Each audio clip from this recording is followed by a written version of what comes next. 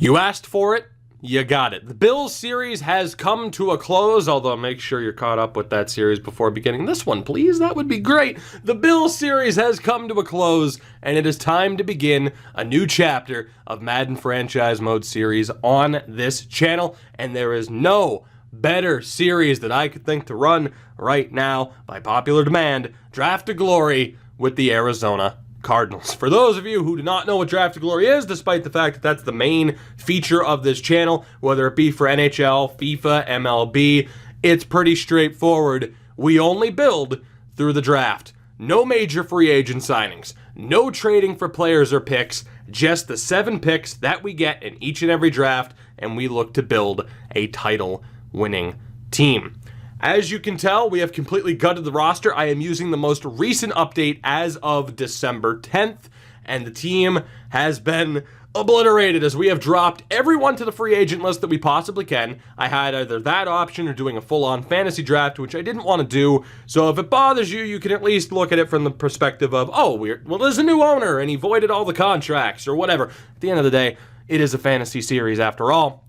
But we have gotten rid of everybody that we can. The top players that are still listed here are, of course, on IR, and we'll be trying to drop them as soon as possible. We are going to look to take the worst overall team that we possibly can, and through the draft, we're going to try to build a winner. Whether or not we'll be able to, I don't know. As far as why we're using the Cardinals, instead of a blue team in Buffalo, it's a red team. Instead of an outdoor stadium, it's an indoor stadium. Instead of AFC, it's the NFC. They are kind of perfect. They were actually suggested as well, and it really does make a whole hell of a lot of sense. As far as the settings are concerned, relocation is on. For the hell of it, practice squad stealing is off. And the only thing that we're not taking control of is weekly training, because if you watch the Buffalo series, you'll know that I'm lazy and don't care enough to do it. As far as our setup, though, no, we are not a player. We are not a player. We are in control. As far as a player name or anything like that goes, though, I don't know. I was trying to sit there and think, I'm like, maybe a former player or whatever. We'll just go with the basic name. It'll be fine. It'll be fine. It would be nice, like, if the Buffalo series was long enough that someone retired and would be like, oh, okay, here's a legend of Madden for us. I don't know if we have a legend in Madden yet for us, to be honest, as we'll begin actually from the preseason because of roster changes that we have to look to make. But like I said, it's tough. At the beginning of an episode, I'm always like, okay, did I mention this? Did I mention this? It's pretty straightforward. Draft to Glory. We're going to build up this team and see what we can do. Like I said, first things first, is we have a 49 rated team. We need to try and get rid of whoever the hell we can in terms of high-end players left. As we'll actually get a look at the roster here. Between Wes Lunt or Rawson Thurber, the director, one of those two will be our quarterback. DJ Foster is actually someone who I'm going to try to get rid of. He was on IR for the Cards. Let's see if we can ditch him. Lawrence Thomas is our fullback. Wide receiver-wise, Christian Kirk is going to be dropped. Even with the cap penalty, it's not going to be that big of a deal, so it's fine. Do we have anybody else here? DJ Humphries has to be dropped. There were a couple of guys on the offensive line. Again, I'm not worried about these cap penalties because we're going to be terrible regardless. Mike Iopati will be dropped. Jeremy Vujnovic will be dropped as well. Is there anybody else? AQ Shipley, get off of my team. Enjoy the free money for nothing. Justin Pugh, also gone. And again, man, that's actually a big cap penalty. Maybe we'll clear the cap penalties so I don't have to worry about it. But again, there was no other way to really get everybody off the team, so it's fine. We will fill out this roster. In this episode, we will be going through the first season up to the first draft. Although I do want to note, because it's obviously going to be the first question with the first year, I'm not going to be using an imported draft class this time out. Despite the fact that it's been updated since we've began the Bills series, not necessarily interested. I think we'll just go ahead and go computer-generated players from the get-go, as Phil Dawson is the last guy that we have to get rid of. So we do have to fill out this roster. All in all, we need a running back. We need a wide receiver to start. and we'll continue to see how we can fill out this team. So, again, it'll be interesting to see where guys like Patrick Peterson end up. Kareem Hunt's a free agent. It'll be interesting to see how this works out. But guys like Chandler Jones, Larry Fitzgerald, where will they end up? Time will tell. We're going to sign the worst running back, Rochelle Shell, which, I mean, man, your parents really tried hard there, didn't they? So we have $140 million in cap room, which in due time, we may actually have to worry about the amount of cap space that we have. For now, though, not a major concern. We're pretty much good to go for the next decade plus, which will be nice. And of course, we're going to need to be, because we're going to end up with quite a few number 1 picks. As, let's see, we need a left tackle. We need 2 left guards at least. We need a center, a right guard, and at least 1 tackle. Jesus, filling out this roster. There were actually quite a few players on the Cardinals on IR, which is shocking, I'd say. At least the general amount, not that there were players on IR. So we're going to bring in Diot Joseph, hell of a name that I know I didn't say right, but that's okay. Welcome aboard for this season, and let's go for Nick Becton, because why the hell not? Just because you were the lower listed guy. Left guard, Chris Gonzalez, the rookie, will be brought in to help sort things out. Fred Lawina as well will be brought in. Like I said, the majority of this episode, just setting up the starting roster and getting through this first season as quickly as possible, because it's going to be painful. It's much like every other draft to glory, where it's just, for the first few years, just for the love of God, get us to the draft. There's not a whole hell of a lot we can do. And I'm really concerned because early on, it's going to be tough to earn any extra XP with our coach as far as getting any potential upgrades. It's going to suck. But that's the point. It's supposed to be difficult. It's supposed to be a challenge. We have done a test run of this on Twitch, and it looks like it should very well work. But should is the only way I can describe it right now. This might not go all that well for us, admittedly. Left guard, we're good. Center, we're good. Right guard, we're good. Right tackle, we're good. I'm good with that 1 extra O-lineman. We do need to sign 1 defensive end, hopefully. Defensive tackles, we're also going to need 1. Who else do we have? What else do we have a need for? Outside linebacker, we're probably going to need 1 more there. There were 3 middle linebackers, weren't there?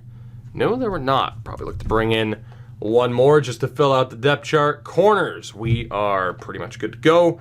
And as far as safeties are concerned, we're good to go as well. So we just need to bring in a kicker as well, and then we're good to go. Just a couple of other things that we have to look to set up, but there will be a decent amount of progression in this first episode. So we'll see how it goes. Kicker-wise, Zach Hawker is the lowest rated guy on the free agent list. He's going to be one of our highest paid players too, I would imagine. Let's see who else we can bring in. William Osai, a rookie out of San Jose State. Welcome aboard. Gotta love using players where you'd never see them otherwise. Middle linebacker Emmanuel Smith, a rookie out of Vanderbilt, will be signed as well. We just need a defensive tackle and a defensive end, and we should be good to go. I wish we could sign Chandler Jones. It'll be Bunmi Rotimi, a rookie out of Old Dominion, allegedly. I know he had a real picture. I almost don't believe that name, though. And at tackle, John Atkins, the rookie, John Cunningham, or Luis Trinca-Passat. Let's go for John Atkins, just because he was the lowest on the list. So I am very intrigued to see how highly rated our team is. And just in general, we should be at 53. We might be at 54, in which case I can cut a linebacker. Yeah, we are at 54. So I'll go ahead and cut the lowest or the highest rated middle linebacker, and our roster's pretty much good to go. So our kicker at a 70, our kicker and punter right now are the highest rated players on this squad. This is going to be painful, as Alvin Jones will be released. Oh, this is going to be rough. I love it. This is going to be such a bad season for us. I'm surprised it's taken that long to load, but we'll be all right. So as far as the scheme fits go, let's see what we're dealing with here. Vertical power runs at a 75. We have an 87 for vertical zone run and a 95 for multiple zone runs, so we'll set up that way. And a 90 for the 3-4 is not bad. 100 for the 4-6. Let's just try to stop the run, because let's be honest, it doesn't matter if you run the ball against us or throw it. We're going to give up 7,000 yards a game, which is okay. There are high school teams that could be more competitive than us. Drew Ferris, congratulations. We'll just auto-upgrade you, because who really cares? Let's be honest. Let's take a look, though. We'll order out this depth chart. And I want to see, by default, is it Wes Lunt out of Illinois as our quarterback? It is. We're going to go off of the auto depth chart. 58 overall, Kenneth Farrow out of Houston will be the starting running back. Oh, we're going to have a bad time. We're going to have a very, very bad time. I think it just said fans had expectations. Boy, you are going to learn today not to have any expectations. First step here, though, Wallace Smith, you can get out of here. Dan Winters, how would you like to be on a terrible team? And scout-wise as well, wide receiver specialty, we'll keep Byron Meehan for a while. And Steve Wilkes, you are still probably the best option. So congratulations, sir. You're here for the long run. You don't know what you signed up for, but under new ownership, you're going to have a very rough time. Like, you're going to make Hugh Jackson look like a half-decent coach. Something that was previously thought to be impossible until this new reality kicked in of what the hell this series is. Team finances are the last thing that I have to worry about. But to be honest, I'm not even concerned about it for now. We'll leave it as is. That's something I'll address later. Let's just get down to business here, shall we? Let's see what this team can do. The big thing here is just, for the love of God, can we get to the draft quickly enough? Now, here's the one thing I'm worried about. That loading time. I did set this to be an offline sim, as we lost Chris Gonzalez to injury already. I know that I wanted to see how much faster an online series was. Is it slow because it's saving? That's the real question. I'm intrigued at this because, holy shit, is this so incredibly slow? Can I turn off the autosave, or have I just made a terrible, terrible mistake in keeping this as a non-online mode, which, to be honest, that could be the case. But there have been times where I've gone to record this and the servers were down and I literally couldn't do anything. So that's one thing that I'm a little bit concerned about. There has to be a way to turn off that autosave, right? That has to be why that's going so slowly. Why would the autosave even be on if it's an offline mode? Let's see if we can discover the madness behind this to make this run a bit more smoothly. There is nothing about autosave. Nothing.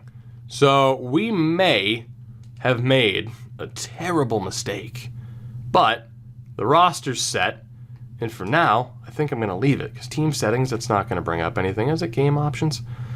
Oh, God, that's not going to do anything. So, I mean, outside of accessibility, that might help.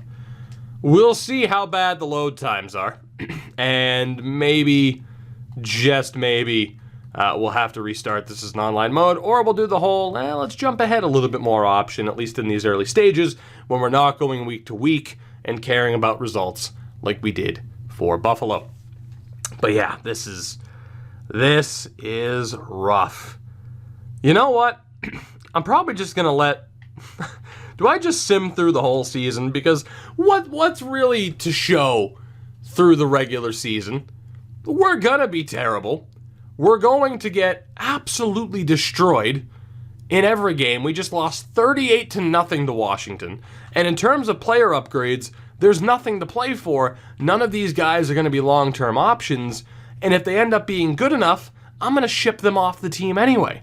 So you know what I'm going to do for this first episode? I'm going to skip ahead. I'll see you at the end of the season, and we'll get that much closer to the draft in this first episode. Shockingly, your Arizona Cardinals, and that's right, they're your Cardinals. It might not feel like it right now, but remember, if success ever comes, this is where we started. Your Arizona Cardinals finish at 0-16 on the year. 142 points for, 594 against. we were absolutely brutal, as you would probably expect, as the Bears and Patriots lead the way with 13 wins apiece. Absolutely horrific results.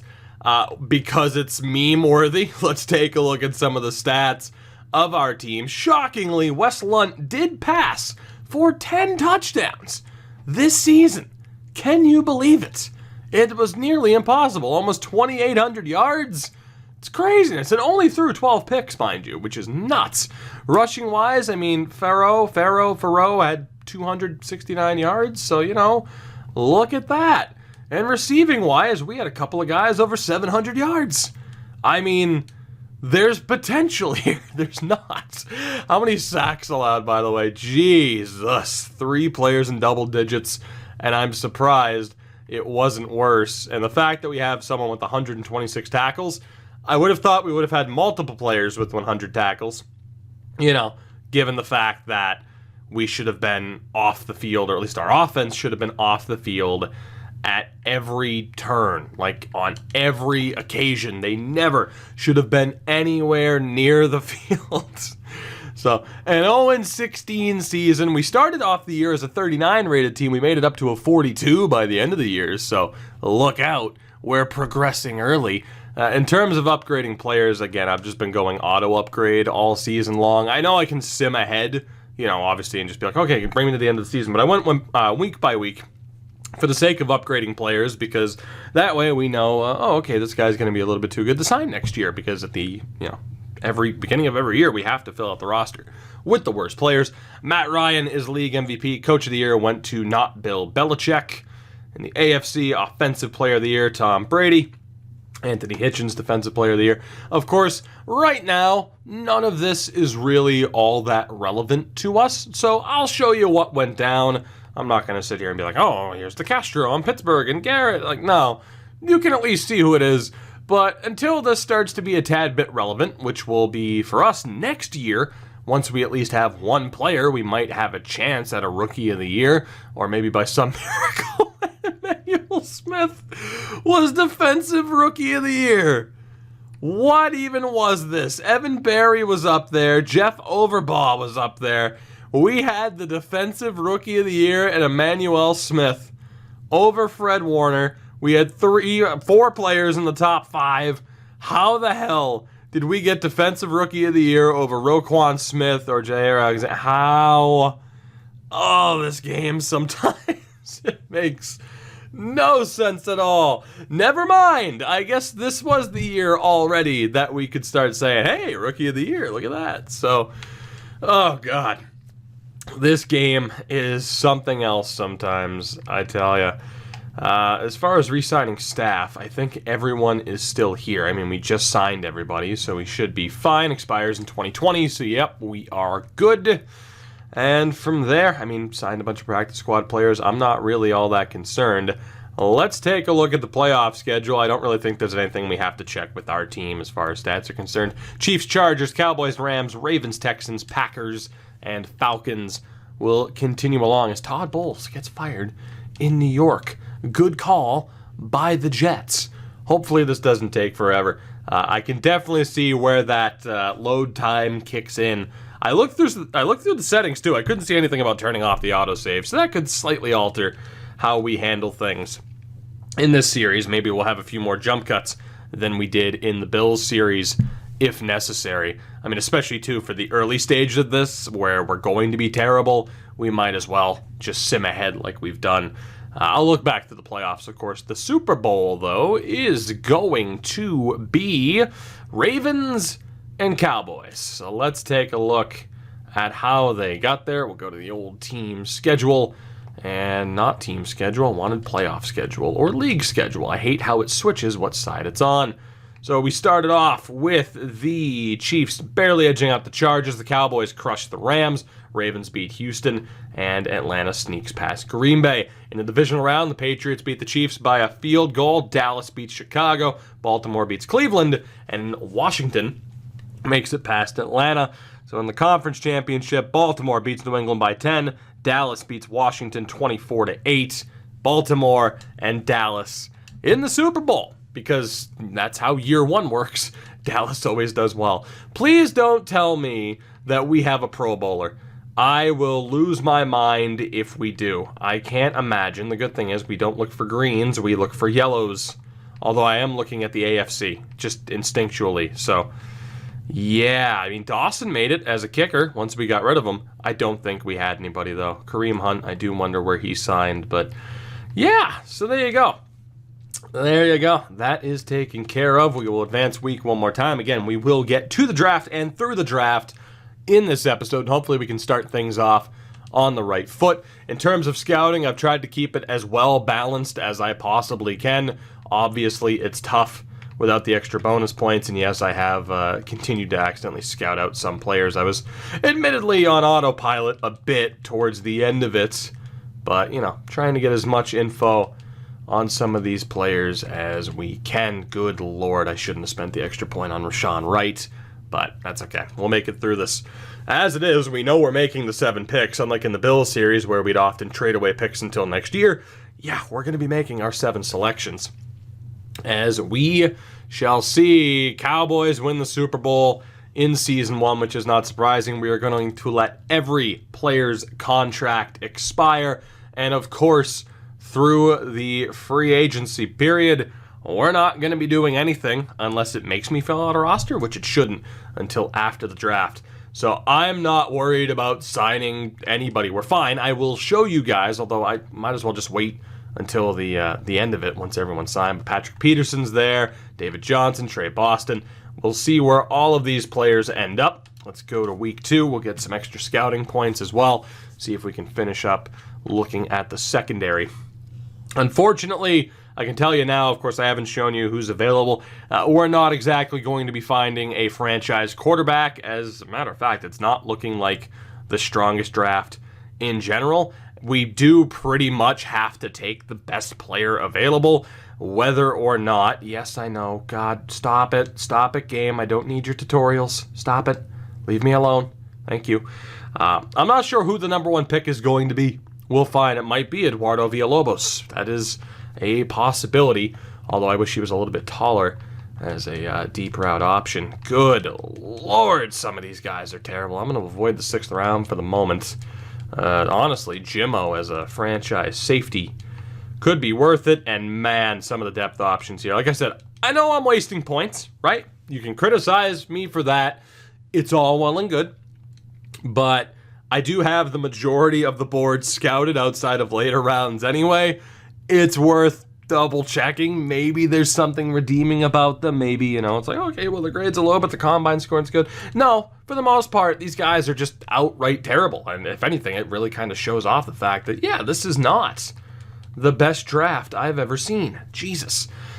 So, you know what? I'm just going to waste the extra points. Let's look at Casey Bradshaw, Preston Ebner as a 3rd round projected punter, because why not? Might get the punters out of the way. In terms of quarterbacks, again, you know, Messina and Harper aren't bad if they fall. Bradley Rush, I mean, it would be great to get a running back named Rush, but outside of some of these options, it's looking kind of bad. I just want to scroll down and see, like, are there any 3rd round options that I haven't fully scouted out? Although I think the answer is no. It might get us to, like, the 4th round. At this point, I'm not even interested in changing up scouts. Oh, we do have a tight end. Waste points to see how good he is. Let's just keep wasting points, because who really cares? Like I said, it is looking like a fairly weak draft. And without the ability to trade up or trade down, it's going to be rough. We make our 7 picks regardless of where they lie. Of course, Madden is better for trading up or trading down if we wanted to because of the system that's there. But I don't think we're going to do that. Let's just scout out a shitload of tight ends. Why the hell not? Burn through these points. Burn through them. There we go. We're good. We're good. We're good. There are actually some half-decent tight ends in this draft, though, funny enough. So, let's get down to business. We'll take a look at the signings around the league before getting to our first draft of the series. So, league signings, what do we got? Patrick Peterson to Washington, David Johnson to Houston. I don't want to talk about the Dolphins after this past Sunday. oh, the Dolphins pulled off a miracle. It's never a miracle when you destroy the Patriots defense to win a game. That's not a miracle. That's what you should do. It's the Patriots defense. They're not good, and they haven't been for a long time, in case someone hasn't noticed.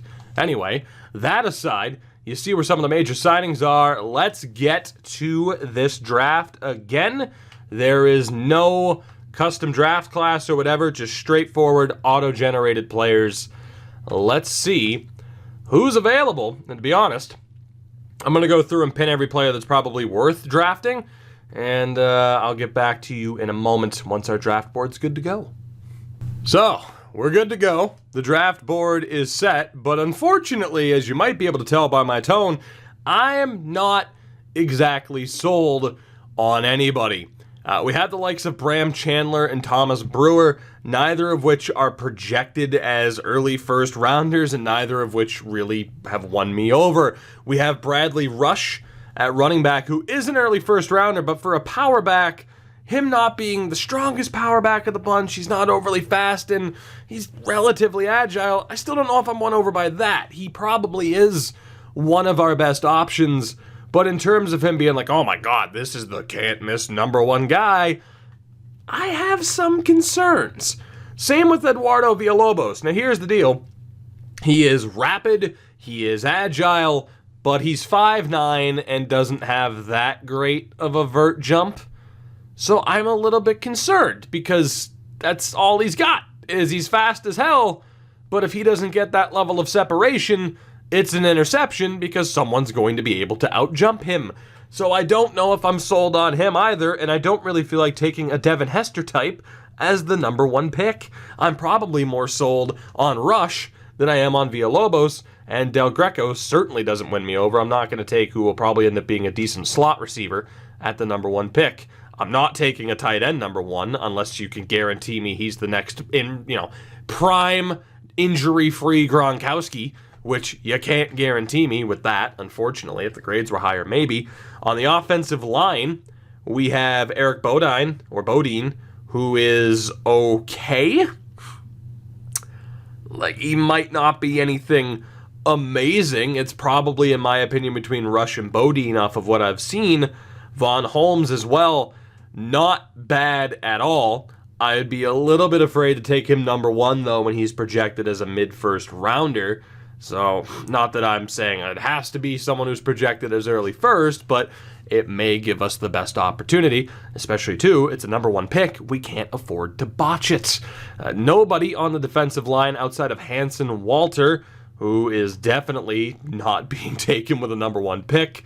You have Sherrard Walters at left outside linebacker, the 24-year-old, mid-first round projected.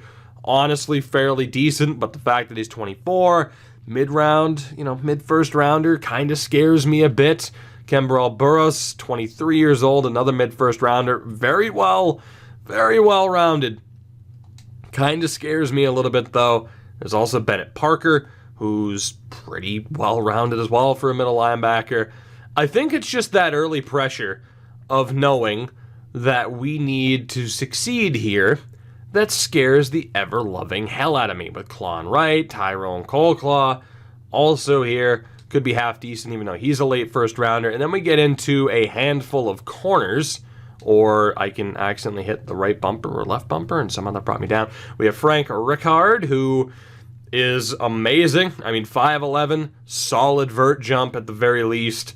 So fast, so agile, strong as well for a 22-year-old. Larez Clayton, also looking pretty damn good, has the height to match, but he is 24, so a little bit older. Jorian Mayo, mid-first rounder, also fairly decent, but probably not better than the other two. Joe Hope is a late first rounder, who we definitely avoid. And LeJon Terry, also not that bad. And at safety, we do have a strong option, and Antoine Jimmo, who is, the agility leaves a bit to be desired, so does the vert jump. Actually, I think it was Jabril Thibodeau that I was more impressed with Thibodeau as a mid-first rounder. So we have a lot of options, so many options, that because I can back out of this, and it will bring me right back to this screen, I'm going to leave it up to you guys. Let me know down in the comments below who you think we should take with the number one pick. You know, I think if this decision, at least for me, isn't as easy as I'd like it to be, why not leave it up to you guys? Let you guys start things off, hopefully on the right foot. Let me know down in the comments who we should take. And yeah, whoever the more popular guy is, I'm not going to leave it up to a straw poll. But yeah, let me know. And if you see a comment that agrees with you, make sure to give that comment a thumbs up as well. And in the next episode, we finish this draft. Odds are we'll go draft to draft, I think. We'll finish this draft. We'll get the team set up for Season 2. We'll sim through the second season and probably get right back to this point if all goes according to plan. That will do it for this one, though. Again, we are in the very early stages, the beginning stages of a draft to glory. As always, it'll take a little bit of time for this team to get competitive and for things to get really interesting. But case in point, every draft pick matters, especially the very first #1 overall pick that we have. I want you guys to make that decision. Let me know down in the comments below. Thank you one more time for your support with the Buffalo series. Again, if you haven't checked that out, I encourage you to do so. It was pretty fun. This series, I hope you guys will enjoy as well. Have a good one, and until then, take it easy. Have a good one. Take it easy. Have a good one. I'll see you next time. I don't know how to end videos. Goodbye.